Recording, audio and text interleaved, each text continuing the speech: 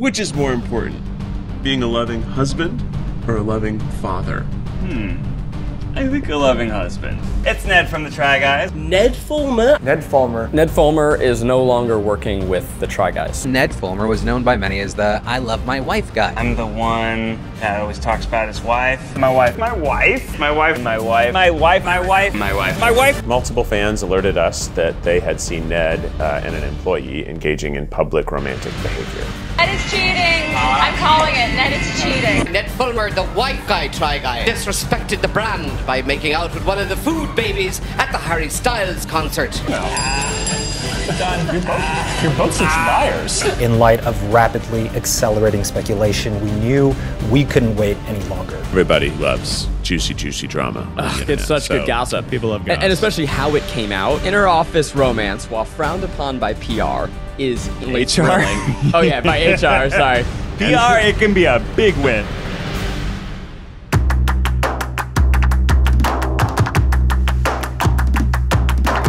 According to social media, a wife guy is a man who posts content about his wife in order to upgrade his social standing and public opinion of him, or a guy whose fame or career is owed to the content he posts about his wife. The wife guy seems to love all the adulation that comes with being a man who appears to be obsessed with his wife or partner. Oh, hi there. Hello, hello, hi. It's my face again. Swoop!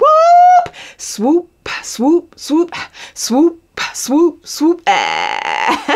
So by now, it feels like nearly everyone on the planet has heard the news. Ned Fulmer is a troglodyte asshat who betrayed his wife, his friends, and millions of fans, setting a catastrophic wave in motion that nearly wiped out the jewel of the internet, the oh so unproblematic, wholesome Try Guys. Now, I gotta tell y'all, like, I initially had no intention of covering this. Like, I had a lot of hesitations, primarily out of concern for Ned Fulmer's wife, Ariel, who I feel has somewhat been forgotten in a lot of the internet discourse as the situation becomes a massive snowball of shock. There's just so many pieces, bitch. But after tons, and I mean tons, of you messaging me on every single one of my platforms, and after seeing tons of misinformation, I decided to step in and try to provide some clarity on the actual timeline, as well as the societal and psychological impact of what's happened. After all, Swoop is nothing if not a thorough fact-checking bitch. Also, I do want to try and frame this whole doc in support of Ariel so that we always keep in mind that this must deeply affect her more than I think anyone, and I hope she'll be able to find some healing at some point. But oh my gosh, wait, hold on, let me rewind. If you're seeing me for the first time, welcome. I'm a filmmaker and make documentaries and short films on unsolved cases, true crime, and social media influencers who abuse their power and manipulate audiences because, as I always say, it's not drama, it's dangerous. We also dig deeper into the root psychology, and sometimes we take it to Petty University, okay? I have a feeling class will be in session this entire doc. People just be doing shit that makes my face want to melt off, okay? Just So we're gonna dig into this absolutely wild, sad Try Guys story and put all of the pieces of the puzzle together. But real quick, I wanna give a huge thank you to today's sponsor, Scentbird, who I am so stoked to partner with again. So I don't know about you, but I have been finally trying to prioritize a little self-care, especially during this season where it feels like everyone wants something from you, right? And one of the easiest and most satisfying things I've done is through upping my fragrances. But child, have you seen some of those designer fragrance prices? I'm sorry, you want my whole wallet and my firstborn?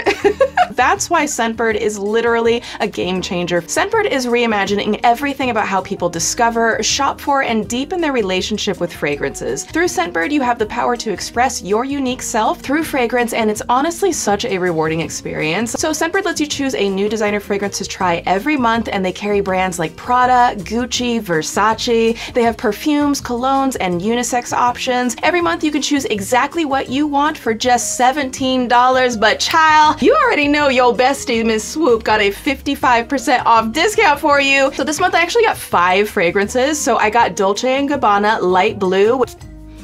Oh, that smells so good. So it is this delicious scent with brisk cedar, like calming bluebell flowers, and jasmine. It just really kind of lifts my mood. I also got Bright Crystal Absolute by Versace. Oh my gosh. It's like I want to eat it. It smells so good. You know, like when you enter a room and someone is just like, oh my gosh, you smell delicious. What are you wearing? That is this fragrance. And also Confessions of a Rebel in Bitch Please, because that is the theme of today's video, okay? Bitch please. Now the vials are really easy to open and close. You literally just twist the top to open it and then you can spritz it by pressing down. And then if you want to lock it in place, you just twist back to close it. And then if you actually want to open the vial, you just separate the two compartments and look at the monstrous size of this. Like these are massive and they will last you 30 days. So tap the link in the description and use my coupon code SWOOP5 to get 55% off at Scentbird. It's just a little over $8 for your first month, available in the US and Canada. $8 for some Dolce & Gabbana and Versace. That is a deal. So tap the link and treat yourself to the luxury and self-care that you deserve, honey. Okay, back to the doc. My wife. My wife. My wife. My wife. My wife. My wife. My wife. My wife. My wife. My wife. My wife. My wife. My wife. My wife. My wife. My wife. My wife. My wife. My wife. Okay, so we gotta back it way up here to get some perspective on what's happening. So who are the Try Guys? Well, they are known as Zach Cornfield, Eugene Lee Yang, Keith Habersberger, and Ned Fulmer. Well, we're gonna get to Ned. Now, they began as employees of BuzzFeed in 2014 before leaving BuzzFeed in 2018, where these four regular guys would try stuff on camera. And it would be things like, you know, the Try Guys try acupuncture, Try Guys try the world's grossest alcohol, the Try Guys try knitting, or the Try Guys meet Ned's baby. Yeah, that one will be a little awkward to watch now. Yeet. And like any successful, you know, group, each one had their own unique personas to distinguish themselves as individuals, to relate and appeal to different groups of their now 7.9 million subscribers. Now, Zach was the nerdy, adorable, humble guy. Keith is the boisterous, you know, adorkable, loud, funny guys. And Eugene, my personal favorite, is the stylish, suave, just like the epitome of cool, poreless, moisturized, and chill guy. And Ned is the wife guy. And like I said in the beginning, like I had reservations about even covering the story at first. I mean, bitch, come on. Like, you know, a somewhat famous person cheats on their spouse is not really the impetus of a Swoop doc. But then I looked at it again. Somewhat famous person who cheats on their spouse with a coworker isn't quite getting us there to a Swoop doc either. How about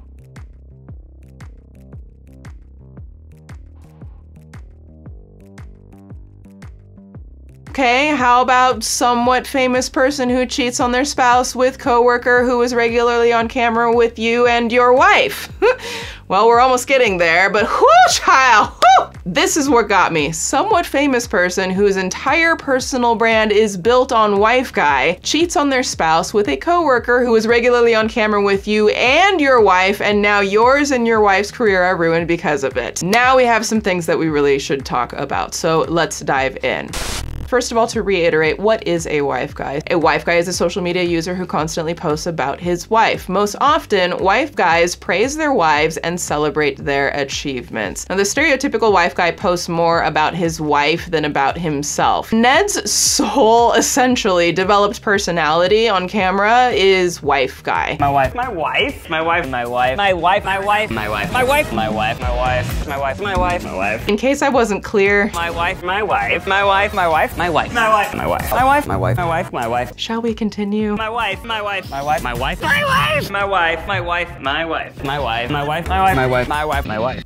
Well, my wife. My wife. My wife. My wife. My wife. My wife. My wife. My wife. My wife. My wife. My wife. Fulmer isn't just a man who is married. Much of his public persona revolves around being a husband, and he sold products like a date night cookbook and t-shirts joking about how often he talks about his wife. Fulmer is what we call a wife guy, and he's successfully built a fan base and brand around this relationship specifically. Not only is wife guy Ned's persona a key figure in the Try Guys universe, but so is his wife, Ariel Fulmer. You know, the human being who I believe we should all be focusing much of our support on. I want to make sure we respect and don't leave her out of the compassion side of this.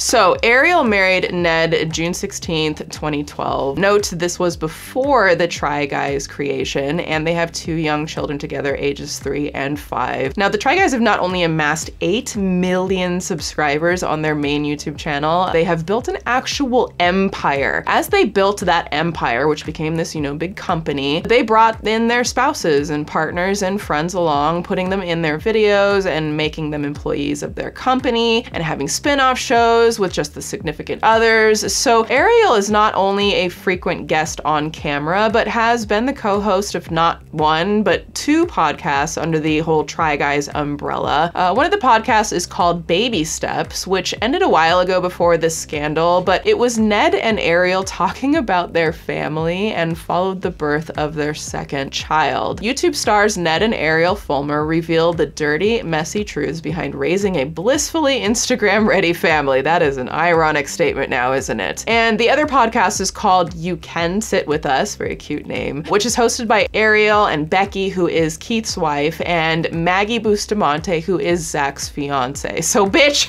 when they say family affair, okay? Ooh, I didn't even mean affair, family affair. It is a family affair in the good way, and Ned made it a family affair in the shitty way, okay? So like, Ned, don't do it, Ned. We talked about this, Ned. You shouldn't, don't do it. Okay, you did it. Now we're gonna have to talk about that. Okay, I'm sorry. Whew. So the Try Guys have created many shows or series that they have on their main YouTube channel. And some were even just her and Ned. So like, let's see, we've got the series called Ned and Ariel, their attempt at family vlogging, and the Try Wives, Wine Club. Next is Try DIY with Ned and Ariel. Again, I'm sure doing DIY projects together. Yay. And Date Night with Ned and Ariel. Fucking bloody hell. How are there so many shows? Like, when I was researching, there are so many shows. I mean, more power to you, okay? Do what you do. I don't know how you have the time or the energy, but God bless you, because wow. As you can see, this tangly web of friends and family are all intertwined into a successful business, which relies solely on the public perception and public attendance to watch the kind of intertwinings of these people trying different things, all of which is observed through the lenses of their personalities, which makes it a very win-win situation until it's not.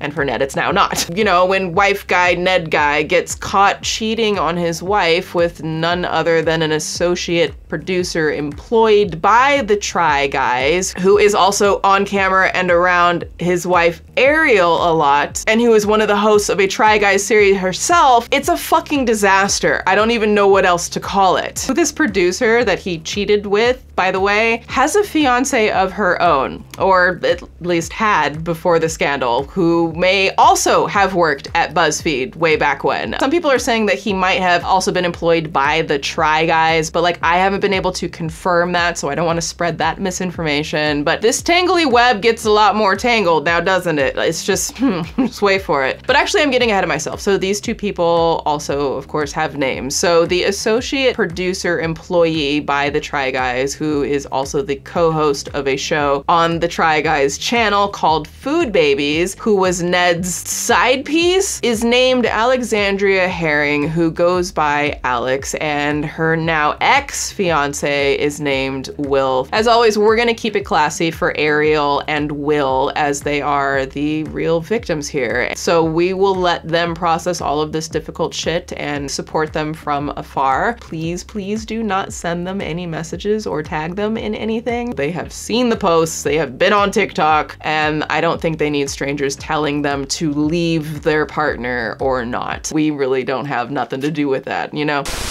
It's coming any moment, and so every day we are refreshing Twitter, certain key phrases. It was out there.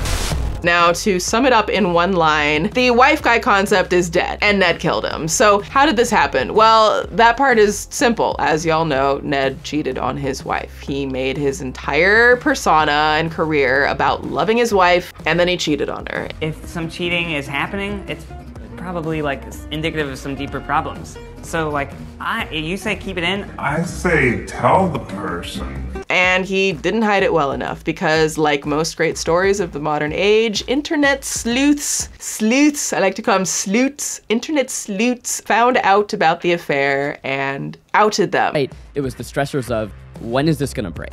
It's coming.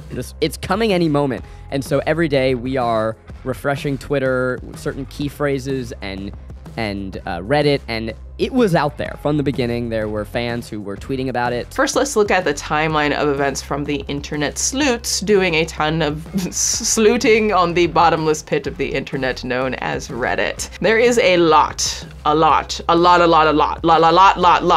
so if you want all of the details, you can go down that Reddit hole yourself. Reddit hole, is that Did I just come up with a phrase? The Reddit hole, rabbit hole, Reddit hole? I don't know, maybe it's a thing. But I think this will really bring much more clarity to the situation, as there have been so many articles and news stories about this that just like get it wrong. We will do our very best now to deep dive as accurately as possible, at least what I've been able to find.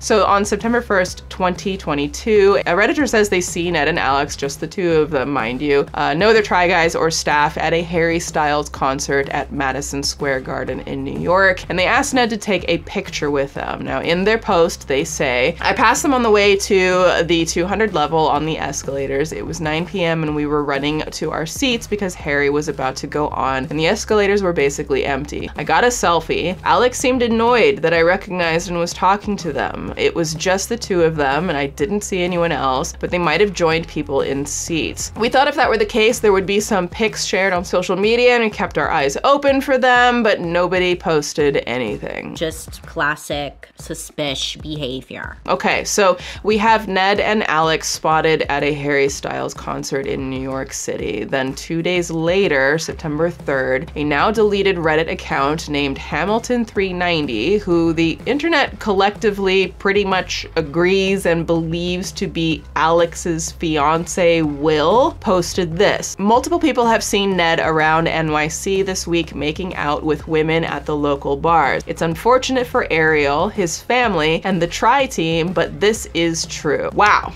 Okay, so at this point, people on the Try Guys subreddit are not believing any of this. Like, you know, not our non-dramatic, unproblematic, sweet little wife guy, Try guy, Ned guy. No way is this a thing that's happening in real life, guy. Hamilton390 followed up and said, I have pics and this is someone close to the Try team. Now, Reddit still wasn't believing him, but Hamilton390 was in fact not bluffing, and he shared screenshots of an Instagram conversation between him and the whistleblower. These screen grabs say that they saw his fiance Alex making out with Ned and included a blurry video of wife guy, Try guy, Ned guy, and associate producer Alex making out. And let's just say very inappropriate workplace touching was also going on. I'm a mattress commercial! Yeah, but you really are though. Like, yeah, it is pretty nice. it's kind of nice. With the new Comfort Habersburger. Okay, so let's get back into the text. Now, these are texts from a whistleblower that were allegedly sent to Alex's fiance, Will. Hi, I was just wondering if Alex was in NYC, because if so, I think there's something you should know, unfortunately. This is why I don't ever talk about any of my relationships, okay? I just don't need people digging into things that maybe I just don't even want to know. I don't know. So he replies, yeah, she was. Why? And then they say, so basically I went out to Niagara, the club, last night and saw her making out with Ned from the Try Guys. I have videos if needed. She was wearing a red dress. I don't know if that helps. Will, if this is allegedly him, replies, please send them to me, thanks. Then says, did you see anything else? Was it just them two? And they replied, just them two, nobody else. They weren't even trying to be private. The entire time they were making out, he was touching her too, all that stuff. And presumably Will replies, okay, thanks, just spoke to Ariel for an hour. Cool, I DM'd her as well. I hope you both have a great night. If I see anything else, I'll let you know. That is such an odd way to sign off on that. And yeah, the whole indication that this person, we believe is Will, had an hour-long conversation with Ariel is probably, my guess, was talking it over with her. Did you see the photos? Did you see the video? Do you think it's them? Holy fucking shitballs, what is happening? So then this person sends him multiple videos of Ned and Alex making out in the club. Then Will says, thanks. When was this? Last night? They say, no worries, my apologies, I'm so sorry. Yes, last night. He says, what time? They say around 1 to 3 a.m. Where was this? They say Niagara by NYU. And then the whistleblower done blown the whistle. Now, after these DMs were sent, Will announces to the Reddit forum that he is in fact Will Thayer. Again, there's only so many ways that we can verify this, so I'm still gonna like reserve the word allegedly because I would hate to be saying for a fact it is Will if this wasn't Will, because then that would probably be pretty crappy for him. Oh, and also, pause for dramatic effect, he doxes Ned's phone number. Bitch, I'm telling you, that right there was the reason I was like, Okay, yeah, that's probably Will. He's probably pissed off. Okay, he's just gonna go ahead and leak Ned's phone number. Okay. I won't condone people doxing. It's not a good idea. It could put people in jeopardy, but you know, I understand. Will is pissed, right? Like super, super pissed. Like Will had a plate full of fucks and he ran it down the garbage disposal and now Will has no fucks. And I bet at this moment Ned's phone just starts ringing, right? Can you imagine? But like, listen, okay, so if Will had already talked to Ariel earlier that day, possibly the day before, then Ned and Alex already know that they are caught. Okay, honey, the cat is out of the bag, the beans are spilled, the jig is up. No getting around that, Ned. Nederson. I feel like Ned needs like a longer Nedrew. I need like a name for Ned. Nederson. We're going with Nederson. And while Nederson is scrambling to figure out his marriage in the immediate future, and Alex is navigating her engagement to be married to not wife guy Ned, but another man, Will, I'm not sure that it has hit them that this will become public, because all three of them, Ned, his wife, Ariel, and Alex's careers are like hanging in the balance here. So I would imagine they were all probably thinking on some level, like, how can we keep this private? And I would imagine even Ariel, because like her entire life is tangled up in the Try Guys universe, her 2 podcasts, her 4 shows, and their family's entire income all hinge around Ned's wife guy reputation. So like, screw over your wife, screw over everything. I mean, honestly, that should be a motto that all couples have to recite at the altar. Screw your partner, screw yourself, okay? Swoop told you. You heard it here first. He screwed himself, he screwed his wife, he screwed his family, he screwed his friends, he screwed his future, and he screwed his, well, he screwed his associate producer, literally and figuratively. In other words, Ned done fucked it all to fuckity fucktown. Did I do that? So the next thing that happens, a new Twitter user called Ned Fulmer Exposed, man, the internet moves fast, posts higher quality screenshots of Ned and Alex in the NYC club. And you want to talk about being caught in 4K, bitch.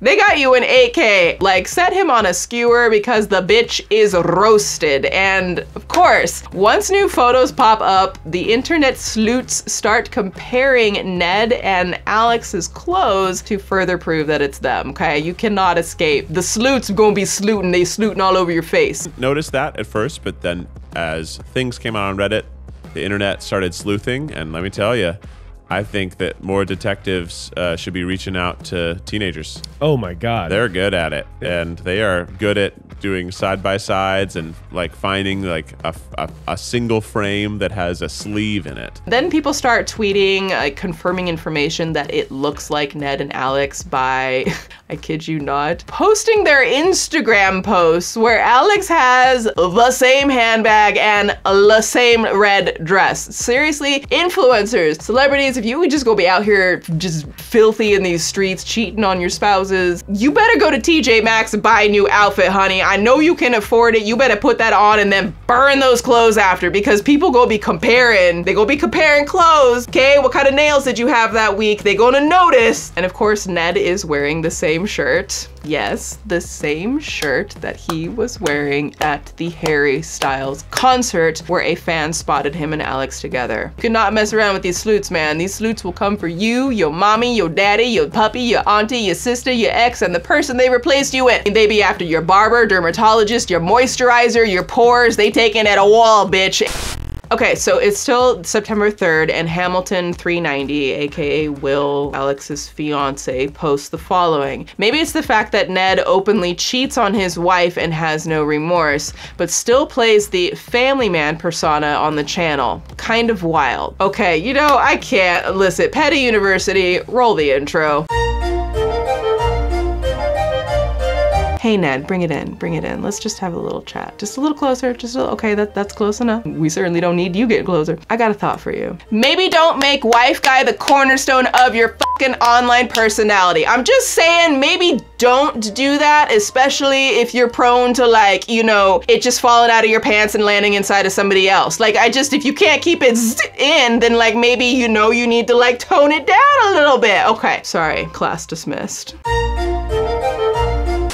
Now, before a large swath of the public knew any of this, only the bowels of the Try Guys subreddit has an idea of what was going on. And before you know it, Ned starts mysteriously disappearing from the Try Guys content. Just, what Ned? Who's Ned? I don't know what Ned. What is a wife guy? Try Guy? I don't know the guy. I mean, he's not on a Try Guys podcast episode on September 8th, where Zach says he's had a rough week, but he is surviving. When I tell you, like, I've had a rough week. I've been sure. and also on September 8th, the Try Guys make their last post on Instagram with Ned in it, but it's just footage from their Food Network show promoting the season finale. So this was obviously shot a while ago. Salt. My wife's grandma makes ranch, but I've never seen her do it.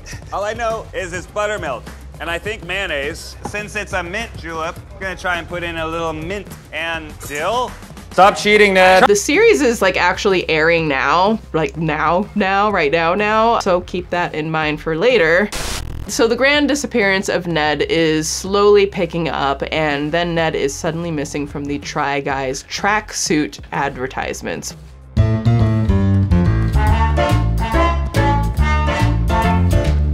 Seems odd at the time because we knew that Ned was at the shoot and in a tracksuit from the previous Instagram post.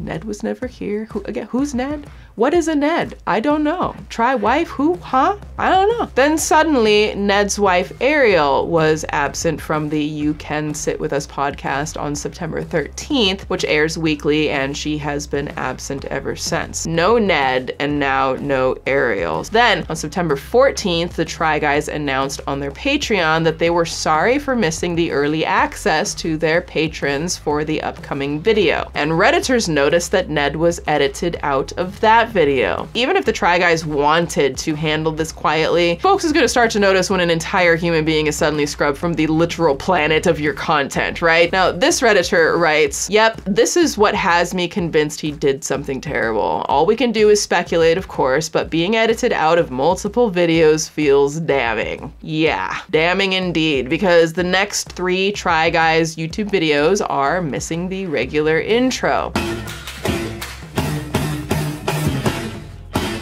And you know, Reddit knows that, like, your auntie noticed when you ain't been in church for a while, okay? Like, she all up in your business with, you know, judgy auntie eyes. You been to church? On September 17th, the Try Guys released 2 Eat the Menu type videos recently, and they released Keith Eats Everything at Pizza Hut 2 weeks ago, and Keith Eats Everything at a Vegas buffet about 9 or so days ago. And Keith said in a recent podcast that the show is typically released once per month. In a Patreon post from September 16th, they say, "Sorry for the late post, Triceratops. There were some last-minute edits," proving that there were last-minute edits. Then the Try Guys announced that they will only be releasing 1 episode per week for the next little bit, and more evidence of Ned being edited out of the episodes is being talked about on Reddit. And we had made an announcement that we were going down to 1 video a week in October to gear up for November, December, which is not untrue, but it was also because we had some videos that we couldn't release. Finally, on September 26th, Ned and Ariel break their silence with IG stories. But in like a wild ass say nothing move that was not even an admission of anything. Just like stories of them riding bikes and having pizza with their kids. Like, see, and like this is one of the reasons why I question if the Try Guys ever actually meant to address this in the way that they did so publicly. Or again, we're talking about they are a company. The Try Guys is a company. It's a corporation, right? And so I wonder if there is a chance folks were hoping to like stealth mode this shit and like just kind of keep it pushing, like erase a little bit, change the format, and keep it pushing, maybe like release a very vague statement like we decided to part ways and then move. But more on that in a bit. So after the IG stories, the Instagram follows start to crumble like hard. Child, I tell you, by September 26th, Will Thayer, Alex's fiance, no longer followed his fiance Alex on Instagram and has removed all pictures of Alex from his profile. I do not blame him. Ned stopped following Alex and Alex stopped following Ned. YB, who is Alex's co-host and other food baby for the Try Guys series, also stopped following Ned and Alex. Well, shit. As things came out on Reddit, the internet started sleuthing, and let me tell you, I think that more detectives should be reaching out to teenagers.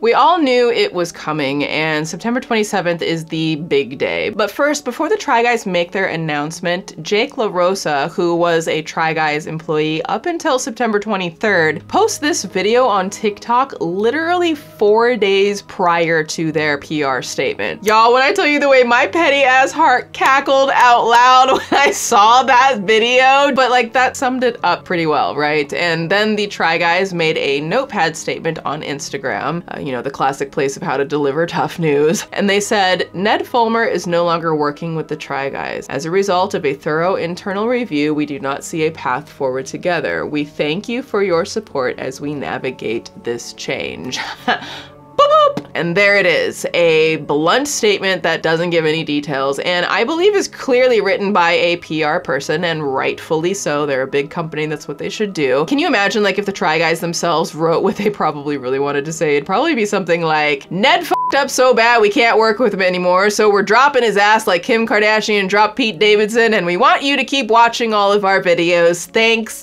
bye!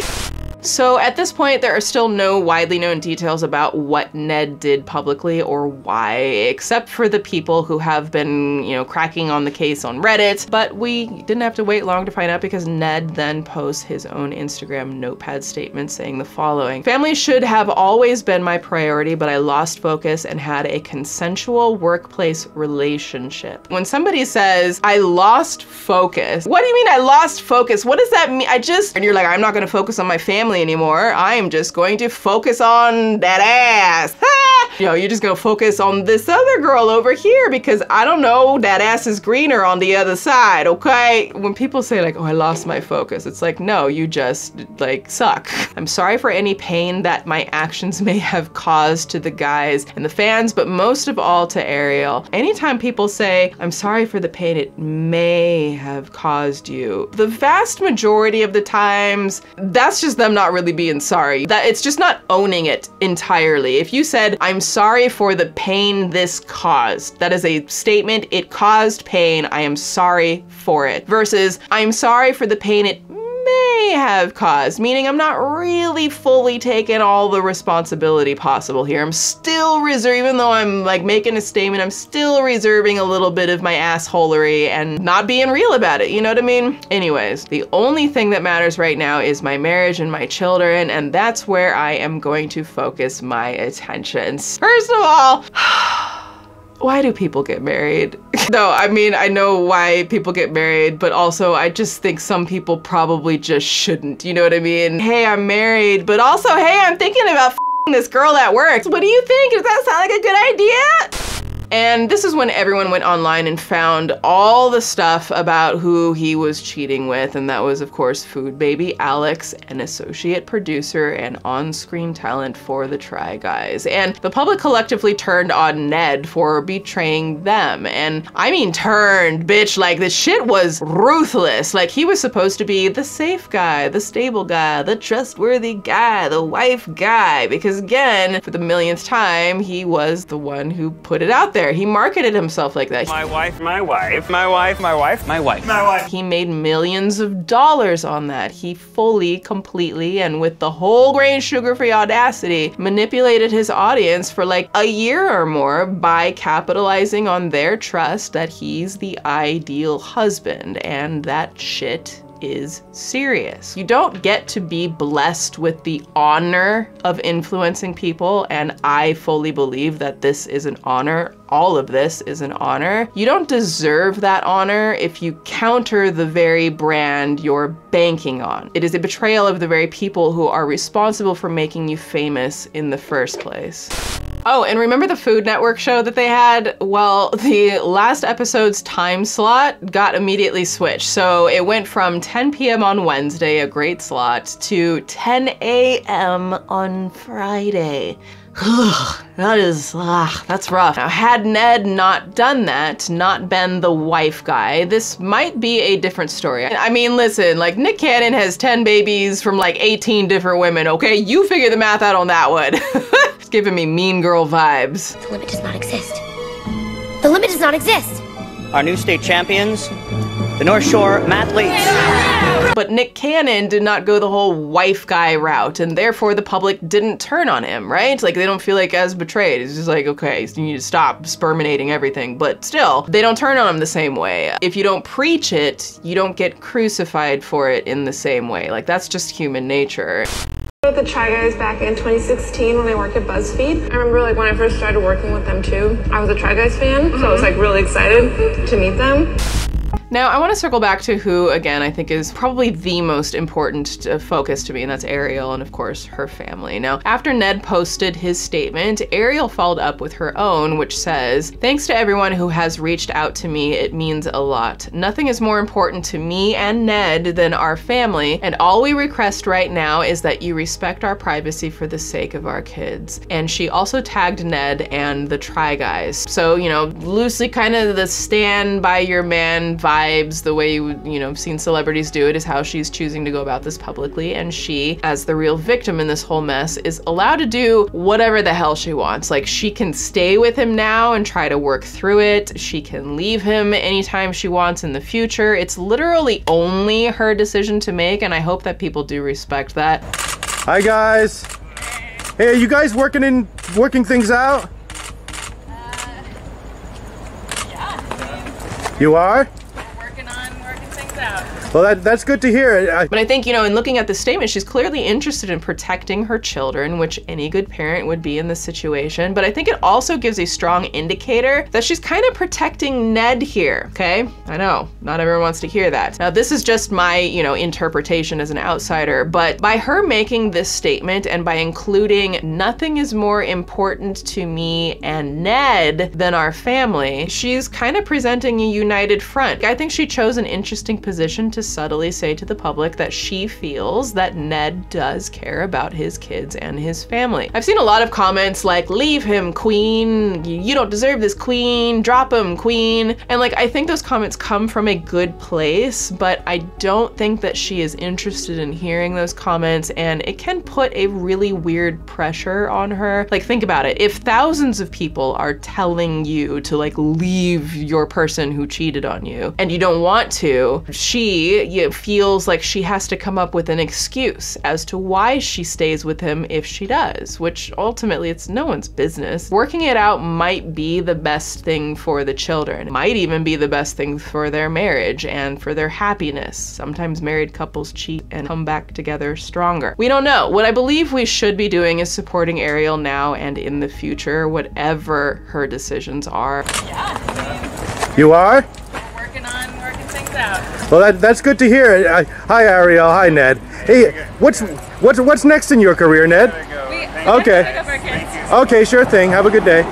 So there's something else about this that has captured the public's attention, because not only did Ned up his wife guy image by cheating on his wife, he cheated on her with an employee of his, which can't help but conjure up the, Me Too movement. Regardless of whether it was consensual or not, there is still inherently a power dynamic there. I mean, here's Alex talking about it right here, which puts the power dynamic on full display without her even really knowing it. With the Try Guys back in 2016 when I worked at BuzzFeed, I worked in their branded video department. I remember when I first started working with them too, I was a Try Guys fan, so I was really excited to meet them. I don't know, there's just different levels of people, and if you're lower level, you don't talk to the higher up people.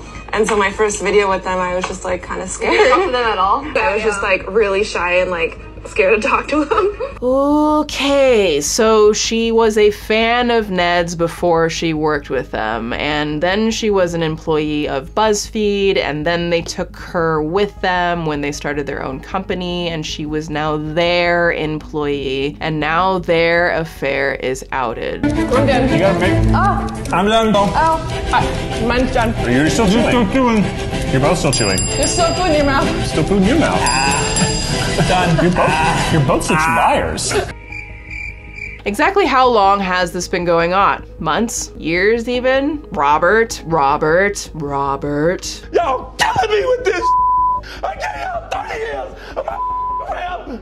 Robert. 30 years of my career. Robert. I hope this camera keep going. No, we're gonna This let is the not camera keep true. rolling. I keep thinking about the humiliation that Ariel might be feeling and like the rage and the sadness. It's just like an entire rainbow of dark emotions because as of right now, while I am making this, Alex is still working at the Try Guys. I am not joking, y'all. She's literally still working there, at least from what we can see publicly. And again, I think that leans into the potential power dynamic element. They're gonna have to be really careful, okay? I'm guessing they probably have interpersonal work, what do they call it? You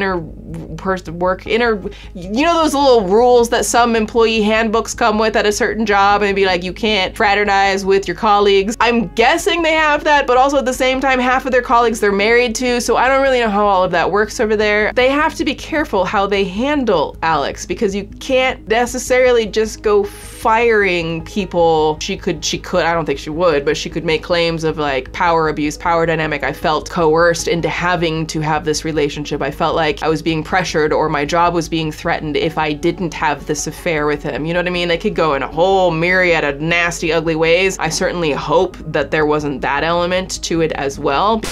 Okay, so let's just check in now on who is following who on Instagram in the Try Guys universe at this point. So Matt, who is Eugene's partner, unfollowed Ned and Alex. Ariel, Ned's wife, is still following Ned and Alex. Becky, Keith's wife, unfollowed Ned, still follows Alex. Maggie, Zach's fiance, unfollowed Ned, still follows Alex. Rachel, the Try Guys executive producer, unfollowed Ned, still follows Alex. Keith unfollowed Ned, still follows Alex. Zach unfollowed Ned, still follows Alex. Eugene unfollowed Ned, still follows Alex. Miles, Try Guys podcast producer, still following Ned and Alex. And like we said earlier, YB, Alex's co-host for the Try Guys show Food Babies, unfollowed Ned and Alex. All of like the major Try Guys and even Ariel are still following Alex. So again, I don't know if we'll ever know, but I am very curious to see if any information comes out, if there was some type of power abuse thing happening between Ned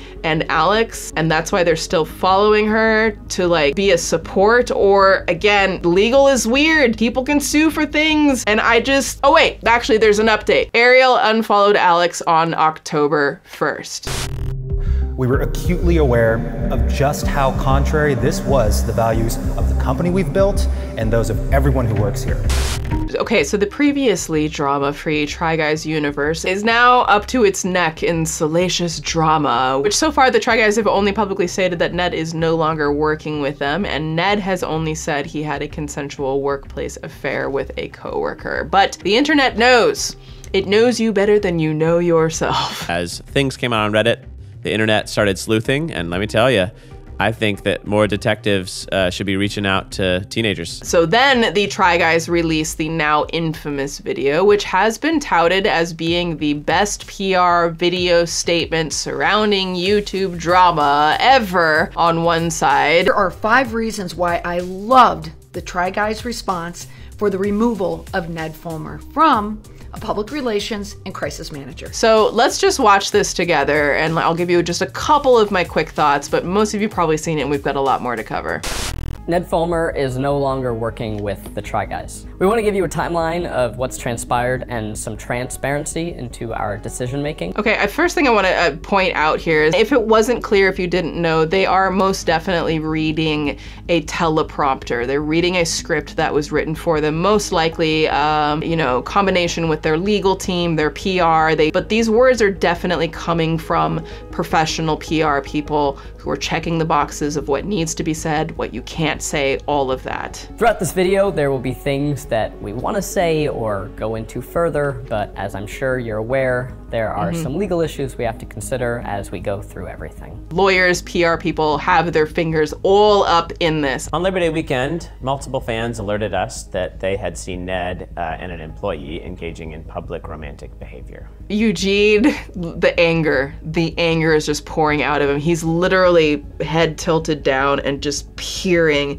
just beneath the eyebrows, which is literally, you know, if you were taking an acting class and they were like trying to get you to feel emotion, they'd be like, tilt your head down down and then peer, you know? A lot of anger. He's got very tightly pursed lips here. And then we've got Zach here who's looking down. He's kind of like, not grimacing, but he's like making little faces when they're recalling the things that came out about Ned. So the general consensus of the internet is Eugene, big mad, Zach, big sad, and Keith is, I've seen some people say he's got a little air of like slight superiority. Other people saying he's trying to, you know, by having his arm here behind Zach, that he's kind of being protective and comforting there. I will say with Eugene's body language here, second I saw this, I feel like Eugene is a lot more closed off to the other two guys. And I'm not saying to like start some beef and act like he doesn't like them. I just think Eugene is more reserved. I don't think that Eugene wants to be here at all. I do not think this is part of Eugene's character to sit down and do something like this. And I feel like that is what's motivating a lot of this anger. I think that these two feel they are presenting a little bit more of a cohesive closeness to me when I'm just looking at this and reading this. The openness again to the body is very open between here. He's very open to the camera. And Eugene is a much more closed off. Anyone would tell you anytime you cross part of like one of your limbs, like if you have your arms folded here or if you're crossing the leg like that and he's also crossing over his knee with his hand, that's literally a sign of being closed off and just distancing himself, doesn't want to be there. And I thought it was very interesting that he closed himself off to Zach. This kind of feels like one of those straws that broke the camel's back for me with Eugene of like, I put up with enough of this. I don't like some things that have been going on, maybe in the company, you know, but I think he is kind of shut off. From the jump, we were acutely aware of just how contrary this was to the values of the company we've built and those of everyone who works here. Very, very direct with his hand movements. What I'm getting here is this is very counter to anything that Eugene believes in. This is something we took very seriously. I want to take a moment there because I've seen people talk about, you know, Eugene is so overcome with emotion and he's about to tear up that he had these big pauses. I want people to understand that they are reading a teleprompter, and, you know, I've been in this industry for a long time now and I've been around many a teleprompter. I have read many a teleprompter. What was happening there, I can 99% guarantee you, was the teleprompter was delayed on its scrolling, and so that's what caused him to pause, because he was waiting for the teleprompter to catch up. It wasn't because he was getting so emotional or getting choked up. I think he was literally just waiting for the teleprompter, and once it finally picked up, then he can finish the rest of his sentence. We immediately removed Ned from work activities and engaged an HR professional to conduct a thorough review of the facts. I think Keith is just, he might either like process a lot of his emotion through humor, or he may have processed this a little faster, because he's got almost a little, it's not like a smile, but it's almost like a, again, some people have interpreted it as a little bit of arrogance. I think that Keith might past a bit of the anger phase and might now just be like, yeah, fuck you, that happened. You know what I mean? That's kind of the energy I'm getting. Several videos that we've deemed as fully unreleasable, you will never see them, and that is due to his involvement. And that's a decision that has cost us lots of money.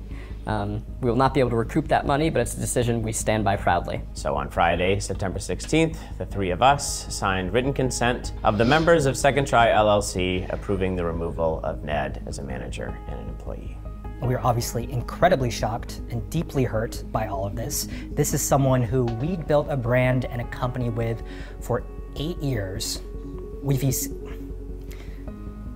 saddened. Right there, again, that was a teleprompter messing up, or Eugene kind of like getting tripped up on it. Teleprompters are not the easiest things to read. And I think that him getting tripped up there really frustrated him. I just think this is so anti-Eugene as a person to have to sit down and do this kind of thing. I think in any other scenario with the several mess-ups that they've had, mess-ups in reading the teleprompter and the teleprompter getting stuck, I think other companies probably would have shot it again, and they would have given you a very clean take of it and not had these mess-ups. Now, I don't know if they did shoot this several times, but I wouldn't be surprised if like they came in, especially Eugene, and was like, I'm gonna sit down, I'm gonna do this one time, and then I'm leaving because I don't wanna be here. I feel like Eugene is setting boundaries here, literally the embodiment of a boundary right now. I don't know that we'll ever be able to fully articulate the pain we feel at this moment. We also want to remind you that the internet has a tendency to be a lot harsher towards women than men. So please, we ask that you exercise kindness. I'm really glad that they wrote that into the statement because it is accurate and true. They are not saying anything about Alex. They are not addressing it, and I think there are legal reasons that they have to be very careful about, and we also do not know yet, and we may never know, honestly, what Alex's position is in all of this in terms of why the affair happened. We have no idea if she could be over there saying, he forced me to do this. He threatened to fire me if I didn't sleep with him. There's that power dynamic here. We don't know. Eugene, he did not specify in that statement if he was just talking about Ariel or if he was also talking about Alex. So maybe they were doing that to clear themselves legally so that Alex couldn't say, oh, you came and bullied me, because now they have a statement saying, be kind to the women because y'all on the internet tend to be assholes to women. It was an interesting thing for him to say that and not specify if it was just for Ariel or also for Alex. Thank you for your support. We appreciate you, and we look forward to introducing you to the next era of the Try Guys ahead. After seeing that and like digging through all of this, I think there's a pretty good chance that the three of them might have been done with Ned like a long time ago for like a number of reasons. Like, I don't know, like looking back at old clips, it's just a vibe that I get. Has anyone else gotten that vibe? Like maybe Ned was just an asshole in general, you know what I mean? It takes a certain kind of person to just have this like long-term-ish affair and still be lying to all your audience, you know what I mean? So like, I don't, he may not have been like the most fun person to be around, you know, at work.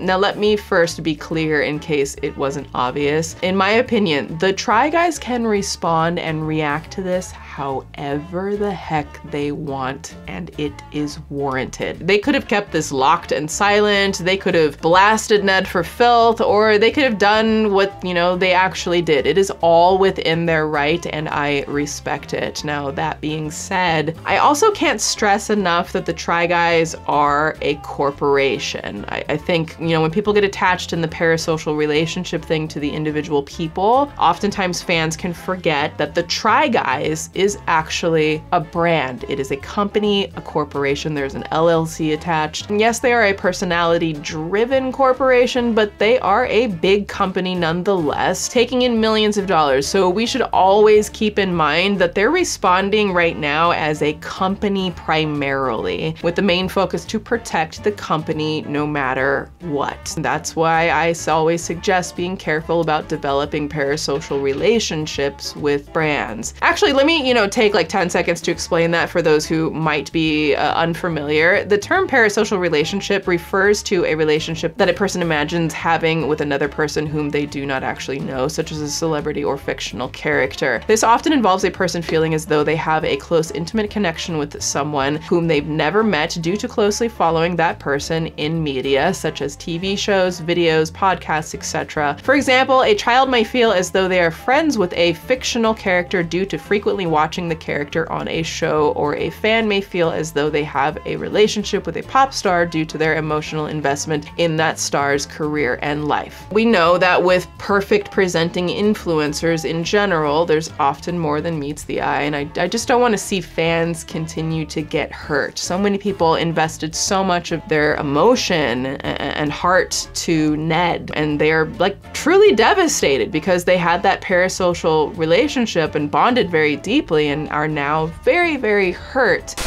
And so with that, there were a few things that I thought were odd. A few days after the PR video, they post this TikTok about what they really wanted to say.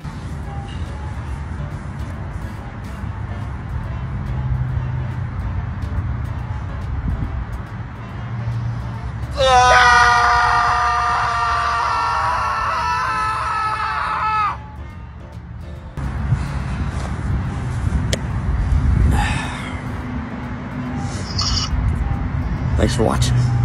And I get it, like they're being funny, they're funny people. But just for a moment, hear me out. And like y'all know I am an analytical type. I thought it was kind of weird to send this to your fans right after the PR statement. By saying this is what we really wanted to say, it just kind of left me with like, are they saying that their PR video wasn't what they wanted to say? Are they saying that they were forced to say that? So which part did you not want to say? Or is it that there's just a lot more you wanted to say? It's just kind of weird to hint at that PR statement even being like possibly not what you wanted to say by posting this, and are in full support, and I totally get it, and I am not coming for them at all. Again, I think they did what they should do as a company. This is Ned's fault and no one else's. But you know, since they did quite literally tell us they consulted with every kind of consultant there was to consult with, and this is what they were consulted into as for what would be best for the brand. And thus began a 3-week process of engaging with employment lawyers, corporate lawyers, HR, PR, and more. This also comes back to a couple of things. I think for one, I think they were exhausted when they filmed the PR video, and I think they've said as much after the fact. I mean, can you imagine how much they were going through? And I think that there is a certain balance that people should be mindful of, if possible, when they are navigating potentially traumatic situations, very stressful situations, where sometimes you say something about it and then sometimes it's best to just kind of leave that at that for a little while, because if you speak again too soon before you've really had time to process everything, then sometimes things can come out a little confusing for the people who are listening. Good buddy Jared Popkin, friend of the show. He was hanging out. He's got the ties to SNL. Yeah. So you guys went to see the show? Yeah, so Now, just in case you didn't think this story was wild enough, it takes an even more alarming turn. So all this talk of cheating and extramarital affairs had me wondering, how many people cheat? According to the American Association for Marriage and Family Therapy, national surveys indicate that 15% of married women and 25% of married men have had extramarital affairs. The incidence is about 20% higher when emotional and S relationships without intercourse are included. And again, this would just be people who are like actually reporting that they had affairs. That's quite a lot, right? I mean, a quarter of married men, think about that. A quarter, 1/4 of all married men cheat. And again, that's just for people who are willing to admit it. Think about how many people never admit it to anybody, so then that doesn't get reported. It is just wild. Marriage is wild to me. The people who can make it work and who are like genuinely happy, I think it's the most beautiful thing for them. I personally, the whole concept has always been a little strange to me, just because of things that I have been through in my life, and you know, I think being groomed and all of that stuff, and forming just very unhealthy, bizarre ideas of relationships through my whole life. Man, wow. Whew. Wow. Bless all of you who make that work. I mean, statistically then, 1 of the 4 Try Guys was gonna cheat by that math, right? And like, I know they're not all married, and I am joking, of course. I think that's what the Saturday Night Live thought would be funny with their sketch. That the Try Guys have released an official YouTube video clapping back at ex-Try Guy Ned Fulmer, the wife guy Try Guy. He disrespected the brand by making out with one of the food babies at the Harry Styles concert. Oh, my hair is getting so frizzy. I blame you, Ned. Try Guy, wife guy, frizz guy. Thanks a lot. Anyways, back to the SNL. Okay, wow. So the full story is that your friend had a side chick and you fired him? Yes, we had no choice. I guess SNL thinks this is funny. Like, I don't know, because not only was it not funny, they grossly misrepresented the situation. And they basically said that cheating is like no big deal. Bro, Jay-Z cheated on Beyonce. It's gonna be okay. Okay, reality check, asshats. Cheating isn't funny to most people. There are pretty much always people who are extremely hurt or embarrassed and emotionally destroyed. It really sucks. Also, you can tell that they didn't do any fucking research on the story, because they watered it down to coworkers kissing at a Harry Styles concert. I'm trying to understand why this story is such a scandal. Was this affair non-consensual? No, worse. He committed the heinous act of having a consensual kiss and not telling us, his friends.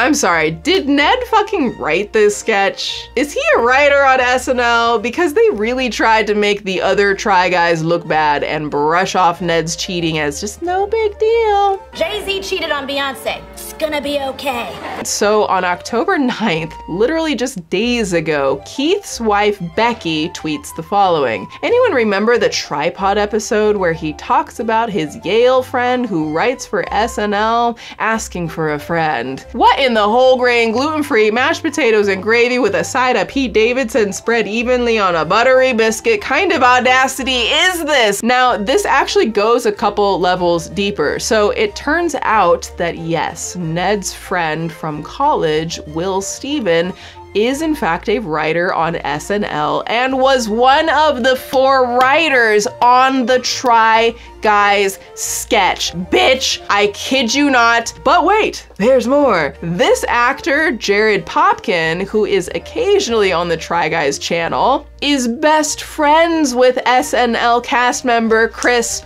Red. And Jared actually took food baby Alex, the one who had the affair, to see a taping of SNL as a VIP, you know, after party and all. In fact, she detailed it on one of the Try Guys podcasts. Good buddy Jared Popkin, friend of the show. He was hanging out. He's got the ties to SNL. Yeah.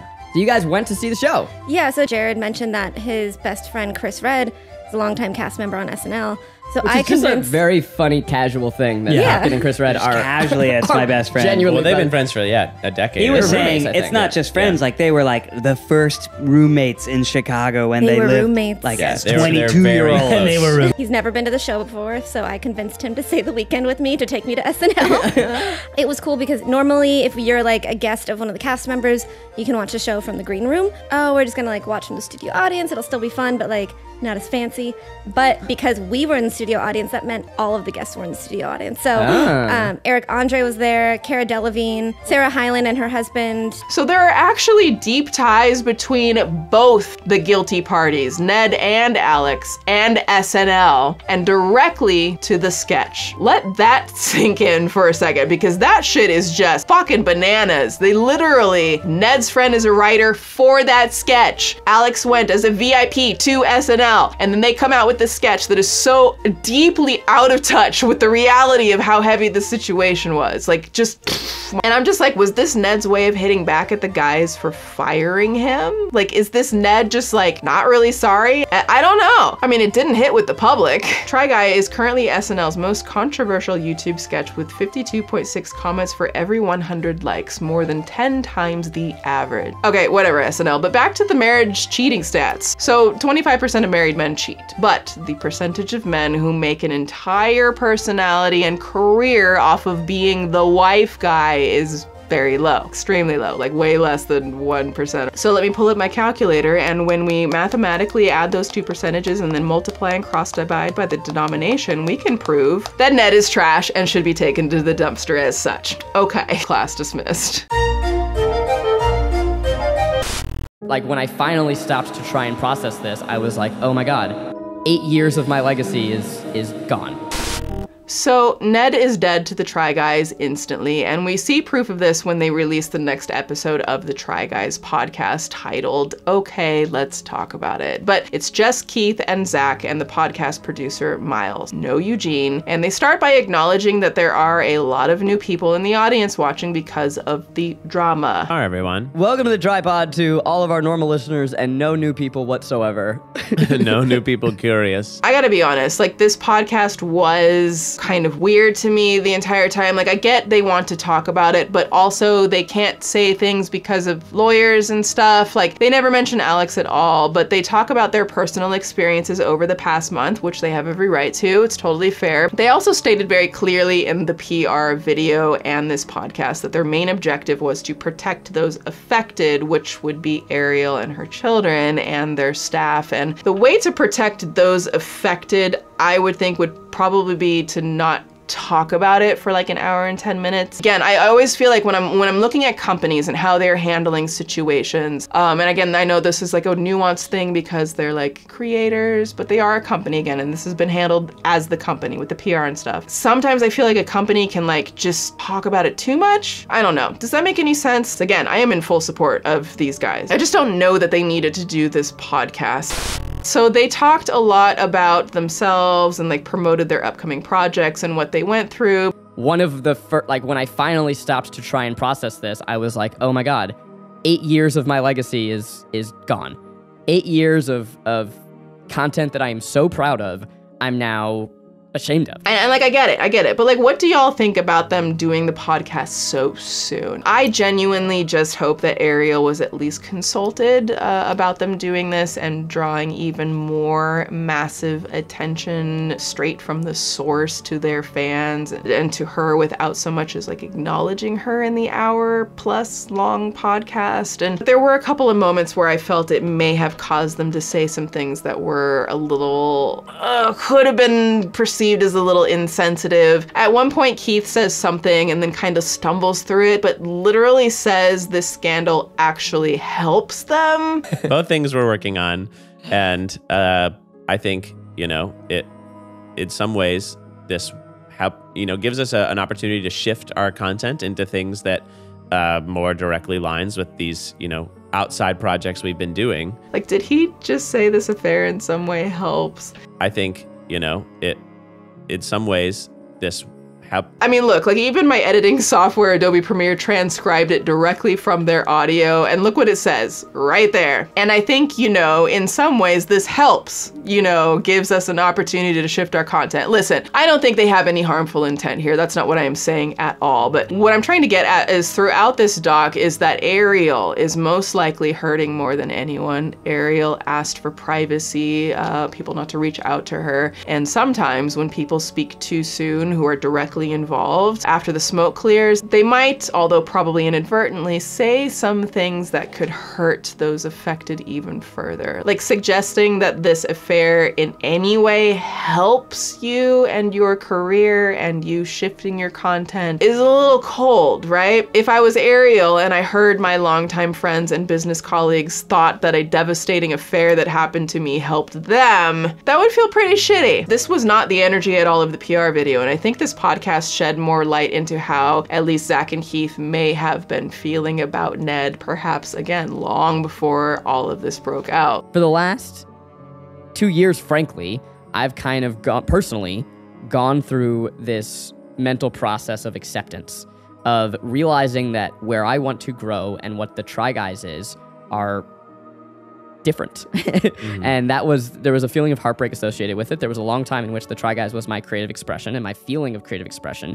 And then I started to see that the Try Guys was becoming something else, that the Try Guys was rigid and incapable of change, and that any attempt that I had to push against that wasn't going to work. And so, for better or for worse, we're here now. And what I see in that is an opportunity to have the Try Guys be more fluid and grow with us as we grow. Okay, so Zach has been checked out for the past 2 years anyways. Like, did anyone else get the vibes that perhaps there was tension between them and Ned long before the affair? Like, when we compare the two videos they released, one day with the PR squad, Zach is possibly choking up saying this. I don't know that we'll ever be able to fully articulate the pain we feel at this moment. It's hard to rewatch old videos that we love and are proud of. We're losing a friend, we're losing someone we built a company with, we have countless memories with. We just made a TV show together. It's weird. We're sorry that this ever happened, and we don't know what more to say. Except there was more to say, because a couple of days later, the energy was more like this. It was a workplace violation. It was a workplace violation. And also this. No, we shared what our statement was going to be. We did not have insight into what his statement was. I also want to say that we did not coordinate fonts. I believe that he saw ours and copied it. That is our opinion. And it is an opinion that I'm not happy about. You know, when I saw that they were doing this podcast, I thought that the podcast was literally going to start with like some type of statement that's like, hey guys, you know, given that we already addressed the situation in their PR video, and out of respect for the privacy of the victims, Ariel and her children, we have no further statements at this time. Cool. Yeah, that makes sense. And you know who did make a statement like that? The Try wives and wife-to-be. On their podcast called You Can Sit With Us, their episode came out a couple of days after the Tripod episode, and they straight up said in the very beginning that they will not be discussing what happened. Hey everyone, we've decided that we aren't going to discuss the ongoing situation at Second Try at this time, and we would appreciate your patience as we navigate this. I think that statement felt, if I were to have to, again, I don't think there's like ill intent. I just think people, maybe sometimes it's better to just take a little more time to process so that you don't inadvertently hurt Ariel. Now, they did finally address Eugene's absence about 42 minutes into the podcast. To be totally open and frank, Eugene does not like doing podcasts. You know, I don't think that's a mystery to y'all. But we are going to be rebranding the show either this week or next week. It's the Zach and Keith Show, baby. For what it's worth, you know, and maybe my opinion here ain't worth shit, I truly think Eugene has been ready to move on from the Try Guys for a very long time. And I don't think that we will be seeing him much longer. I imagine he has, you know, contract obligations, and could be on lock for months or even years. But I think this will start the end of Eugene rolling with these guys, and I do see him moving on to other things sooner than later, which I am excited to see because I think he's very, very talented as a creator. And in fact, I wrote all of those notes down, all of those thoughts, and I wanted to share them, but literally, again, as I was sitting down to film this, I saw that he had posted, and he actually reiterated all of the things that I suspected all along. Hi everyone, I just wanted to say how much I see and appreciate y'all. You know by now that I'm a bit private and don't like talking too much about myself if I don't have to. I'd like to assure you that I continue to do my best to appear in as many videos as humanly possible. If you've seen the guys and partners or even Matt attending big events or far off trips or vacations without me, know that I would have given anything to join them, but I've simply been overwhelmed with work for the past several years. Those projects I've been working somewhat secretly and tirelessly on, I'll speak to what I can. They include my first feature film, 2 novels, a graphic novel, and a television show. These projects are my literal heart and soul and remain to have pressing deadlines, and so I hope that explains whenever I might be absent. And I'm so grateful for all of y'all, and again, thank you for your support. So I just want to wish Eugene great success in his artistic endeavors. I think he is such a creative mind and such a wonderful voice out there, and I'm really excited to see what he has in store for his content and his films beyond the Try Guys. I think there's a huge world out there for him. And just when we thought we knew it all, more evidence comes out that Ned and Alex's affair had been going on for a lot longer than we previously knew. Right, because shortly after the podcast came out, someone posted a TikTok saying they had seen Ned and Alex kissing at a restaurant in Burbank, California, had video and photos, and DM'd them to Ariel letting her know. And also tagged a pic from Ned's IG saying he was wearing the same pants and described the rest of his outfit to Ariel, and this happened back in May. And then another photo pops up of Ned and Alex having dinner in New York, also in May, and the internet sleuths both pinpoint from other social posts that they were both in fact in New York. Let me see, okay, so that's May, June, July, August, and beginning of September. Ned, Alex, okay? We talked about this, okay? Y'all were just out in public, airing out all your greasy ass mess for the world to see, okay? From May to September. Remember the Harry Styles concert on September 1st? I think that this is just really shitty for Ariel. Let's please remember Ariel. We don't know if she ever even saw the DM from this person back in May, but Ned, what the fuck are you thinking? Like, how about no?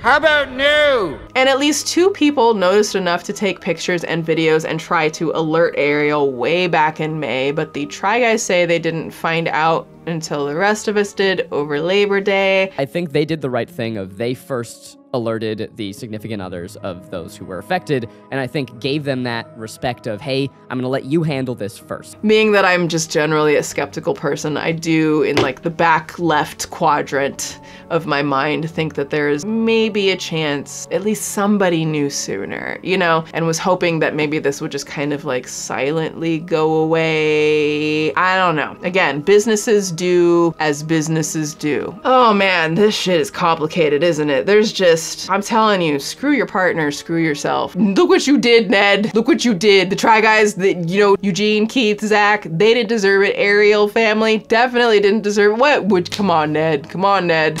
Now, I know the specific situation is a tangled mess to say the least, so let's take this discussion outside of this particular scenario, because y'all know with the Swoop doc, I like to sort of turn the topic outward for a moment and try to create a conversation with y'all that's different than what other creators are, you know, talking about. This whole thing got me thinking about the massive conundrum that many people face, and probably many of you have faced at some point in our lives, and that's when your friend cheats on their partner, and when is the right time for compassion for that friend and, you know, staying friends with them, and when is the right time to cut them off, to set that hard boundary and be like, you know what, here's my boundary, I gotta go this way. And again, erase the Try Guys situation from your mind for a quick minute, we will come right back to it in a second. So like, what do y'all think? If you are friends with someone, like longtime friends with someone, and they cheat on their partner, like, do you cut them out immediately? Do you still try to support them? It's a very polarizing thing, right? Like, I can see how the case for just saying like, you know, hey man, what happened? Like, what led to this? Are you okay? Do you need someone to talk about all of this? Something that pisses me off about people is they don't understand friendship. Like, I don't care how dead-ass wrong my friend is. I'm defending them. If they look stupid, now we look stupid.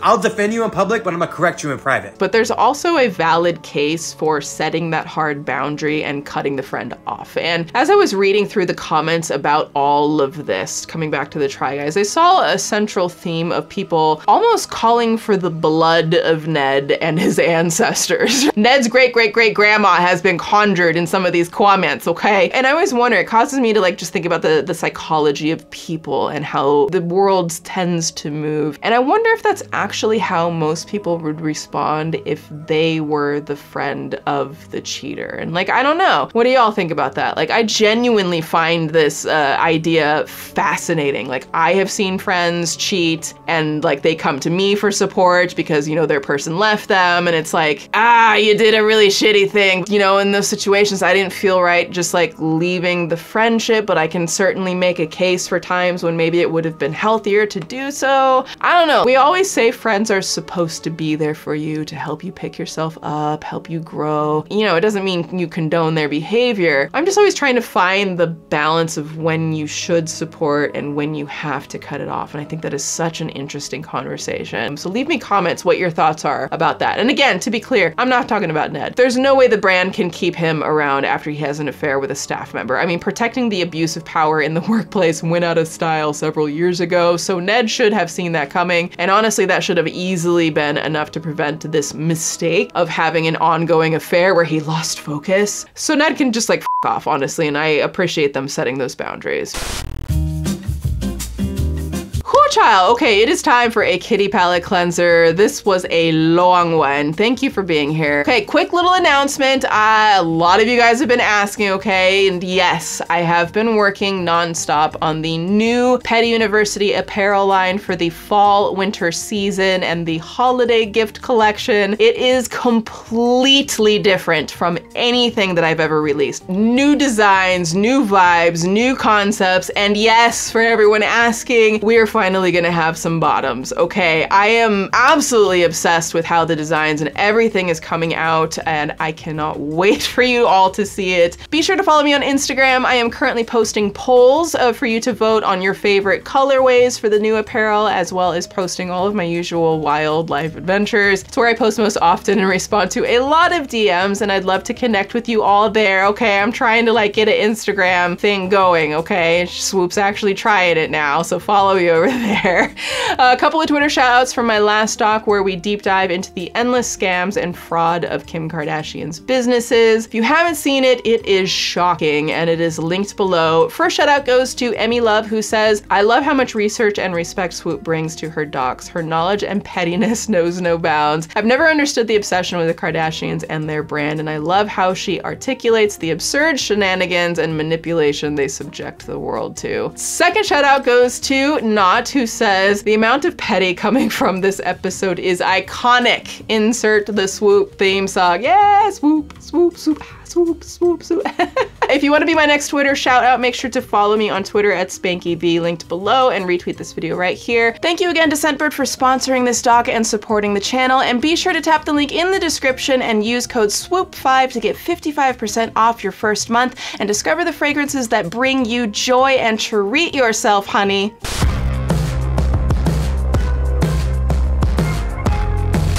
First of all, I want to extend another message of support to Ariel and her children. While I don't think fans and supporters should send her private direct messages, as she has expressed not wanting that, I do want to lift her up just remotely from here, from the distance. I know she'll never watch this, but if y'all want to leave just a nice, non-judgmental, positive comment to her, please feel free in the comments. Secondly, here's my prediction, and it's going to sound sad at first, but ultimately I think we'll wind up a big positive for everyone. So ready? Here it is. The Try Guys are over. At least the Try Guys format we've all become familiar with is over. And I'm not just talking about, yeah, they're now 3 members instead of 4. That's the obvious change. I'm saying, I think that this is the start of the end of it entirely as we've known, and will likely ultimately shift into bringing on a lot of new faces. What I'm kind of anticipating is to see kind of a revolving door of different guests, and then Eugene, Keith, and Zach will eventually phase out completely. I think they will still have their hands in, you know, fronting and owning the corporation. I just don't think we'll see them in that specific content nearly as much as we move down the line. Ironically, that would make them kind of the new BuzzFeed if that happened, wouldn't it? They already said in the podcast that they think this might be a good time and place to pivot, and they're heavily promoting their solo projects now. Keith and his tour, you know, Eugene has got his films, and even though I'm just a random outsider, after everything I've heard them say and do, I get the feeling that phasing out would actually make them all happier. And isn't that what we want for the creators whose content we love and have followed for years, for them to be happy and fulfilled in what they're doing? And if they're not, like, don't we want them to have the room to grow, adapt, or change? I mean, I certainly have changed my content over the last year, and y'all have been unbelievably supportive and lovely through the process, and I am a much happier person as a result. And as for Ned, Ned.